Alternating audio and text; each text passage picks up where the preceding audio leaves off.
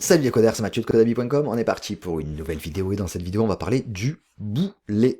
Alors le booléen, il faut le voir un petit peu comme un interrupteur. Un interrupteur qui va être soit true, vrai, soit false, faux. Ici, on va juste parler du type en lui-même.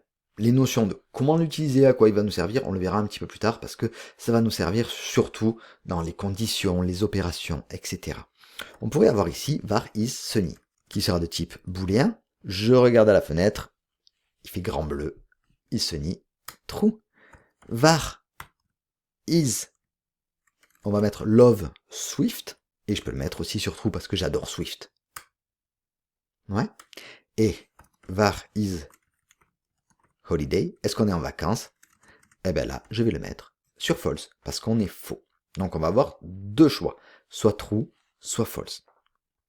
Il va nous servir à plusieurs choses. Vous avez remarqué que par exemple on avait vu isEmpty dans la vidéo précédente, on avait vu si par exemple on avait une chaîne de caractères qui était vide ou pas. Ça va nous servir quand vous allez créer des applications. Est-ce que l'utilisateur est connecté ou pas? Est-ce qu'on a un accès au réseau? Est-ce que on est en dark mode? Est-ce qu'on est en light mode? Etc. Et là on pourrait voir juste rapidement, hein, ici, juste faire if is sunny, print let's go outside, else stay indoors. Donc il me l'a écrit en anglais, on va mettre, s'il fait beau, on va dehors, sinon, code, code, code. Ce qui veut dire que ici, si j'ouvre désormais mon éditeur, s'il fait beau, qu'est-ce qu'on fait là? On va dehors.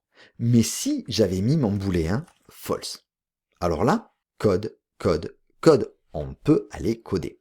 Voilà vraiment l'intérêt du booléen. Il va nous servir aussi pour ce qu'on appelle l'opérateur ternaire. On va y revenir évidemment. C'est-à-dire que l'opérateur ternaire, en fait, va nous permettre d'avoir ceci en une seule expression. On pourrait avoir par exemple un print par rapport à is sunny. Si c'est is sunny, on va rajouter allons dehors, et sinon code, code, code. Ce qui veut dire que ici, on va avoir exactement la même chose avec le deux points, c'est-à-dire si on est vrai, on va avoir ceci. Sinon, avec les deux points, on va avoir ceci. Donc on va vérifier un booléen, mais on y reviendra évidemment dans l'opérateur ternaire, on fera une vidéo spécifique là-dessus. Et aussi, on va pouvoir vérifier des valeurs si elles sont égales. Par exemple, faire un print de est-ce que Love Swift est double égal, c'est-à-dire est-ce qu'on a une égalité avec is holiday.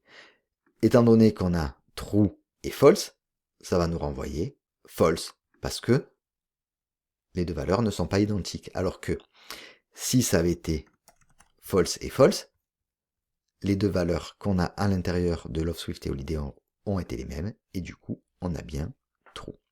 Voilà comment fonctionne le booléen. C'était quelque chose que je voulais assez rapide ici. On va s'arrêter là pour cette vidéo.